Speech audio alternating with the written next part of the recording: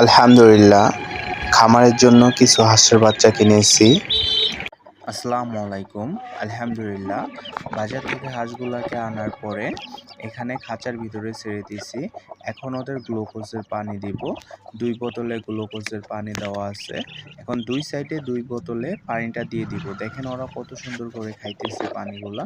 মানে অনেক পিপাসিত হয়ে আছে, এর জন্য ওরা খাইতেছে। পানিগুলা খাওয়ার পরে আমি আধা ঘন্টা পরে ওদের খাওয়া দিব। খাওয়াটা হইল মুড়ি। হাঁসের বাচ্চাগুলোকে মুড়ি খেতে দিব। এখন মুড়িগুলোকে ভিজিয়ে নিতে হবে, 2 মিনিটের মতো ভিজিয়ে রাখতে হবে, পরে খাইতে দিতে হবে হাঁসের বাচ্চাগুলোকে। হাঁসের বাচ্চাগুলো দেখেন ক্ষুধায় কেমন করতেছে, দেখেন ডাক দিলে আবার চলে আসতেছে। এখন মুড়ি খাইতে দিব ওদের। দেখেন কি সুন্দর করে ওরা মজা করে মুড়িগুলা খাইতেছে। দেওয়ার সাথে সাথেই দেখেন সবগুলাই খাইতে আইসা পড়ছে। মানে সবগুলা কি সুন্দর করে খাইতেছে। মানে আপনারা যখন বাজার থেকে হাঁস নিয়ে আসবেন তখন এইভাবে হাঁসগুলাকে টেক কেয়ার করার চেষ্টা করবেন। তাহলে কি হয়, হাঁসগুলা সুস্থ সবল থাকবে, ভালো থাকবে। দেখেন আনার পরে এই যে মুড়িগুলা দেওয়ার কারণে ওদের কিন্তু গলাটা শুকাইতেছে না। মানে ভিজায় মুড়িটা দিলে ওদের গলাটা শুকাবে না। আর ওরা দেখবেন একটু মুড়ি খাবে আর পানি খাবে, মুড়ি খাবে পানি খাবে, এতে করে হাঁসগুলো সুস্থ সবল থাকবে। সবগুলা মুড়ি খায়া সাবার করে দিছে ওরা। আর এই মুড়িগুলা খাওয়া শেষ হওয়ার পরে আমি আধা ঘন্টা পরে সোনালি স্টার্টার খাবারটা দিব, যেটা 0 ফিট, ওই খাবারটা ওদের খাইতে দিব।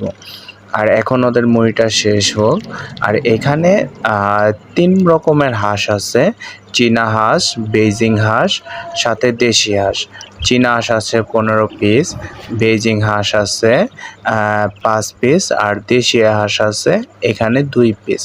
মানে কম্বিনেশন করে আনছি। আনার পরে দেখি কি হয়, কখন আমি একসাথে এতগুলা 3টা জাতের হাঁস পালন করি নাই, এবারকার পালন করে ট্রাই। এখন স্টার্টার ফিডটা দিব ওদের খাইতে। দেখেন স্টার্টার ফিডটা দেওয়ার পরে মানে আধা ঘন্টা পরে আমি স্টার্টার ফিডটা ওদের খাইতে দিছি। দেখেন কি সুন্দর করে ওরা খাইতেছে, মানে অনেক স্বাচ্ছন্দ্য বোধে খাইতেছে ওরা। আর আপনারা কি করবেন, নারিশ কোম্পানির খাবারটা আমি ব্যবহার করি, আপনারা আবার কোনটা ব্যবহার করেন সেটা জানেন না। ওদের বাচ্চাগুলোকে আপনার মুড়ি দেওয়ার আধা ঘন্টা পরে আপনার স্টার্টার ফিডটা দিবেন।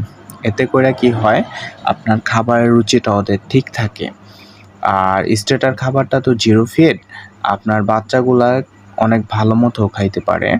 আর হলো বেইজিং হাঁসের খাবারের স্পিডটা দেখছেন, মানে সব হাঁস যেহেতু স্লো খাইতেছে, আপনার সাদাগুলা বেইজিং হাঁস, ওগুলা খাবার স্পিড মাশাল্লাহ অনেক ভালো। আর বেজিং হাঁসগুলা মূলত আনার কারণ হইলো চীনা হাঁসগুলা খাইতে চায় না ভালো করে, মানে ওরা অনেক স্লোলি খাওয়া দাওয়া করে, ঠিক করে খাইতে চায় না।